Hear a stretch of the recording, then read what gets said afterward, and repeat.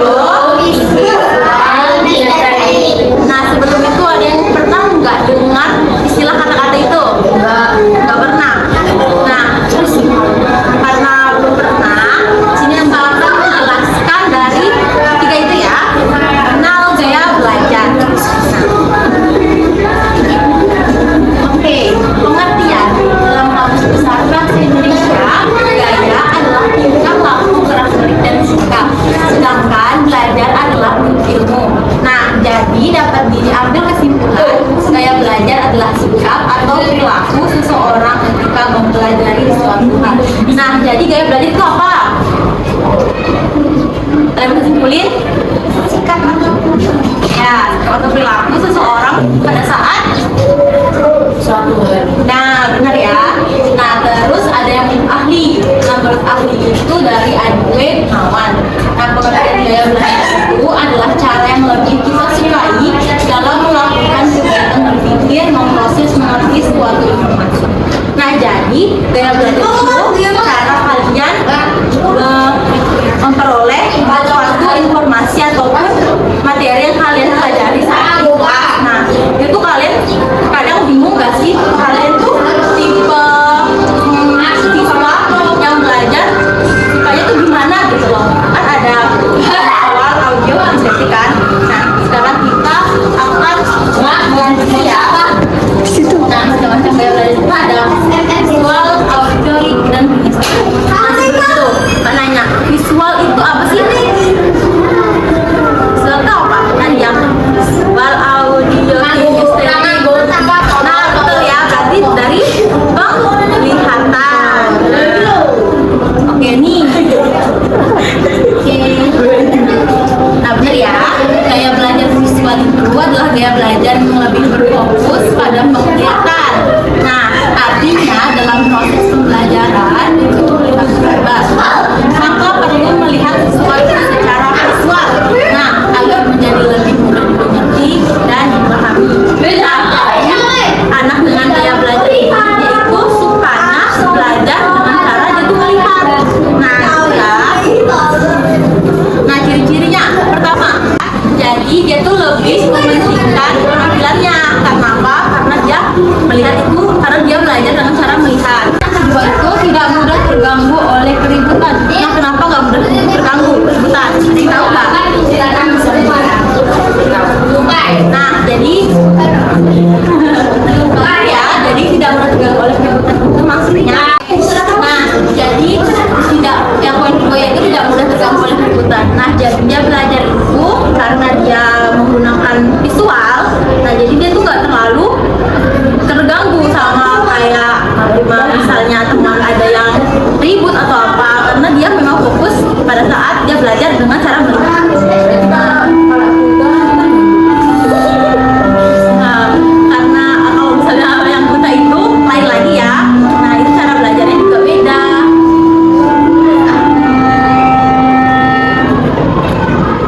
Nah, poin yang tiga yaitu mengingat yang dilihat daripada yang didengar. Nah, kenapa dia mengingat yang dilihat daripada yang didengar? Kenapa? Nah, betul ya, karena dia kan melihat, jadi dia lebih mudah untuk menghafal sesuatu dengan cara melihat. Yang terakhir yaitu ada lebih suka membaca daripada dibacakan dan lain sebagainya. Nah, dia ini lebih suka membaca. Nah, jadi kalau misalnya belajar dia lebih suka baca dibandingkan dia dengarin suara. Oke. Selanjutnya ada kelebihan dan kekurangannya. Kalau kelebihannya itu dia dapat melihat sesuatu yang sangat baik. Nah, itu pasti ya karena dia melihat. Terus yang kedua itu dia mampu membaca, mengeja dan menghafal pelajaran dengan baik. Yang ketiga itu dia sangat baik dalam mengingat wajah seseorang, tapi seringkali lupa dengan nama orang tersebut. Ya. Nah, jadi dia itu sangat baik dalam mengingat orang, tapi dia biasanya lupa dengan namanya. Nah, siapa yang bisa kayak gitu?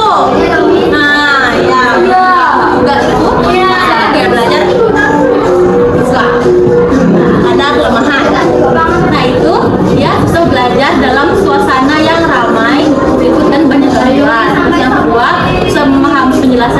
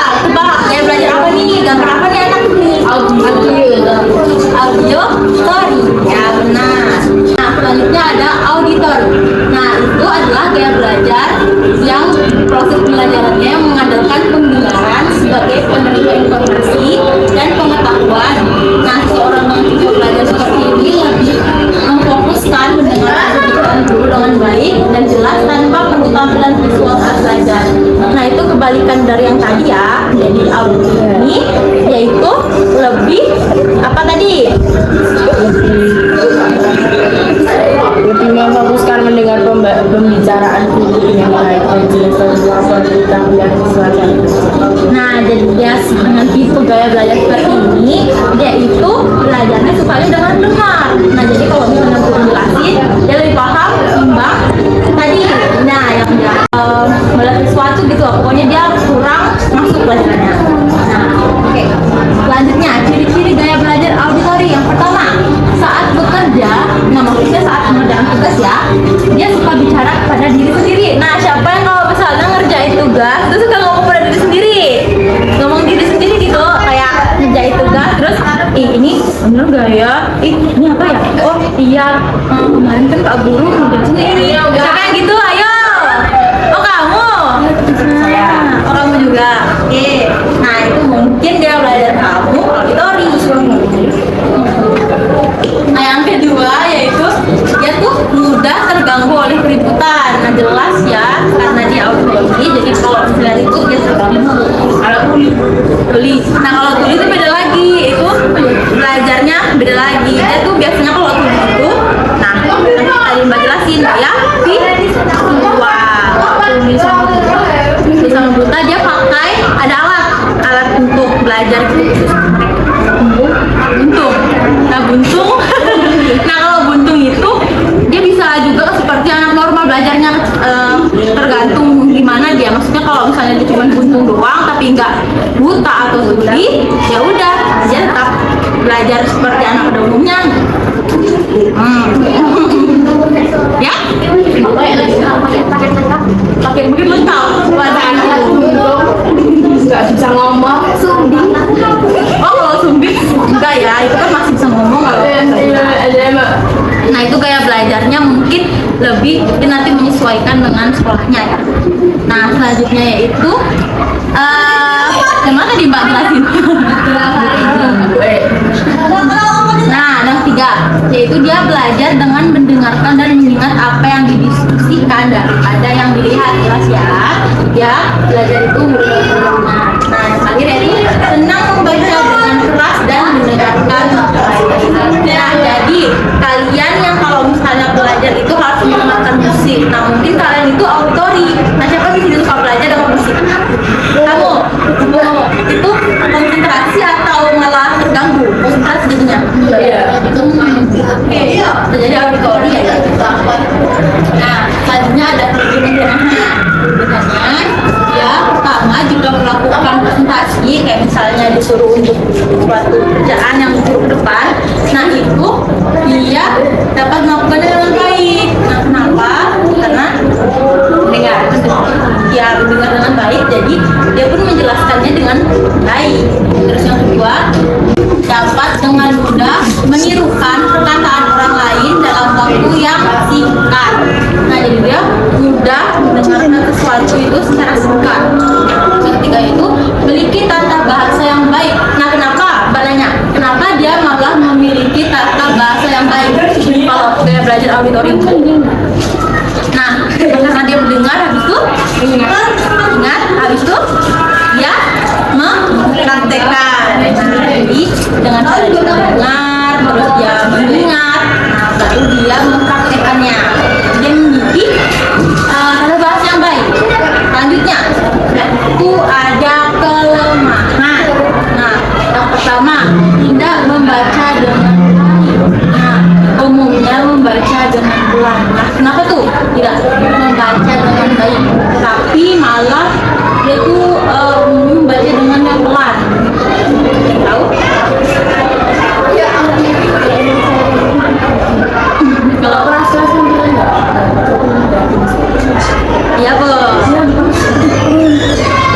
Nah bisa jadi ya, jadi kalau misalnya belajar auditori ini dia itu tidak membaca dengan baik karena balik lagi dia itu kan belajarnya dengan cara yang paling disukai itu dengar, dengar. Jadi kalau terkadang membaca itu kadang ya memang susah gitu untuk melafalkan.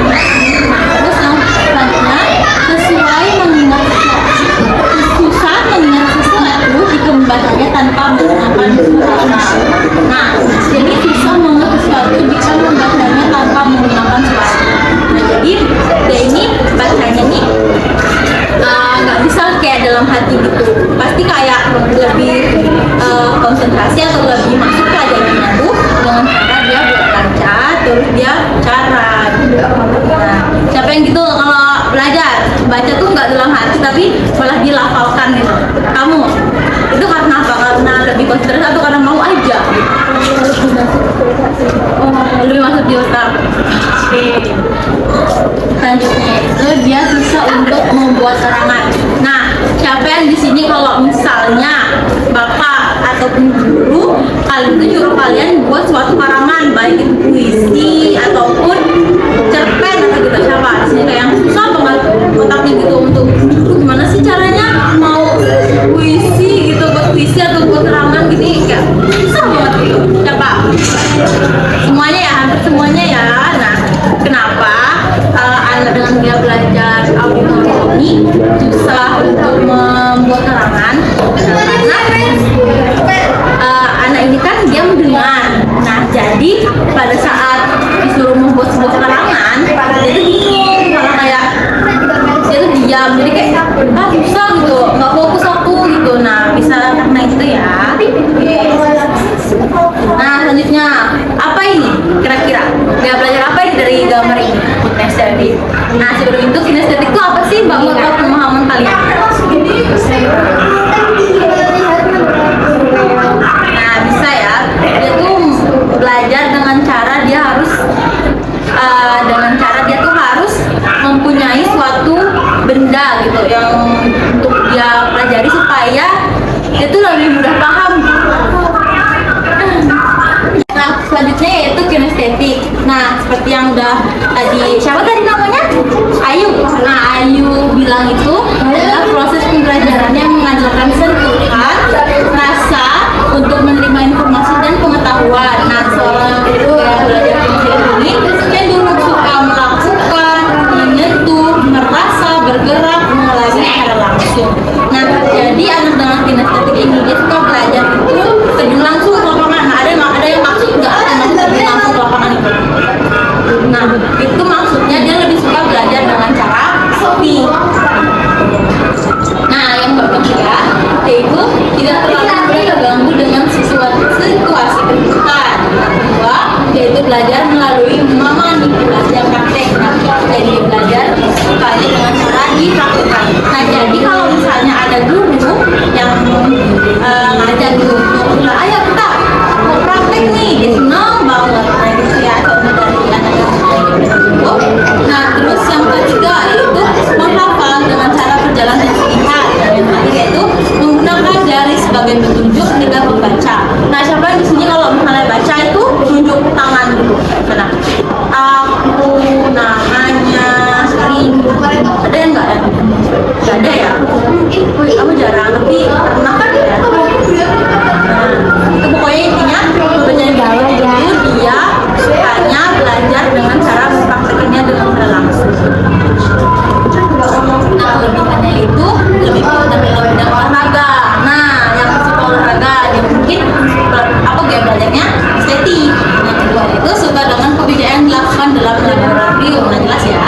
Nah, ada pun kelemahannya yaitu dia mudah gelisah dan frustasi dalam mendengarkan sesuatu sambil duduk. Karena apa? Nah, karena dia kan nggak suka yang sesuatu yang cuma diam doang, apalagi karena dia suka melakukan sesuatu. Nah, jadi dia tuh terganggu ketika belajar cuma dengan cara duduk dan mendengar. Nah, siapa yang gitu? Kalau misalnya belajar tuh bosan gitu, cuma dengar ataupun lihat penjelasan guru. Nah, terus selanjutnya dia kurang baik dalam melakukan pengerjaan dan yang terakhir dia juga membaca menggunakan buku. Nah, oke. Jadi ada yang bisa menyimpulkan nggak kayak belajar hal yang itu gimana? Semuanya. Oh, berarti nggak ada salah satu gitu, kalian auditori, kinestetik atau apa? Semuanya. Oke. Nggak mau kalian satu-satu bilang dari itu apa bisa Mbak jelasin. Maksudnya kayak belajar biasanya lebih senang melihat orang dan juga suka yang praktek langsung nggak suka bilang gitu. Nah, oke, dari yang sebelah kalian Mbak, siapa namanya? Siapa? Sinta. Nah, setelah Mbak jelasin materi itu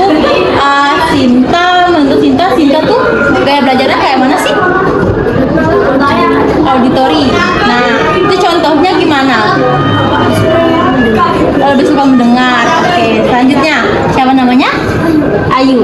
Nah, Ayu setelah Mbak jelasin itu gaya belajar menurut Ayu yang Ayu selama ini lakukan gitu apa? Visual. Nah, contohnya seperti apa?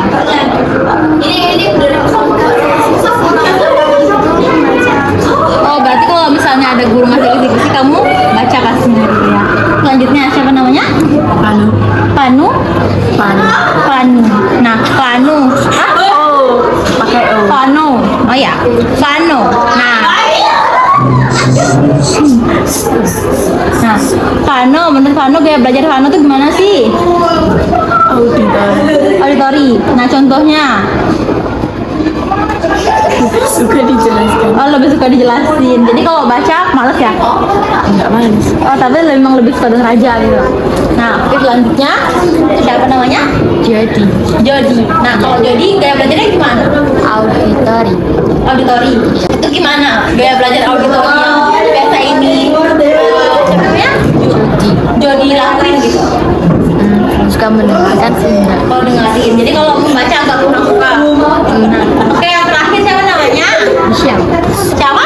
Sami. Sami? Sami Allah. Isyam. Oh, Isyam.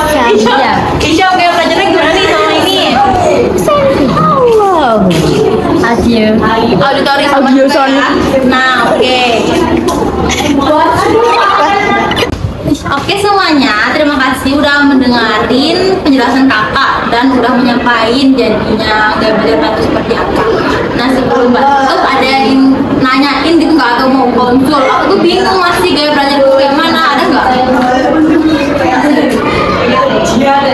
Oh nggak ada ya berarti ya. Nah oke, sekian dari kakak. Kurang lebihnya mohon maaf. Wassalamualaikum warahmatullahi wabarakatuh. Waalaikumsalam.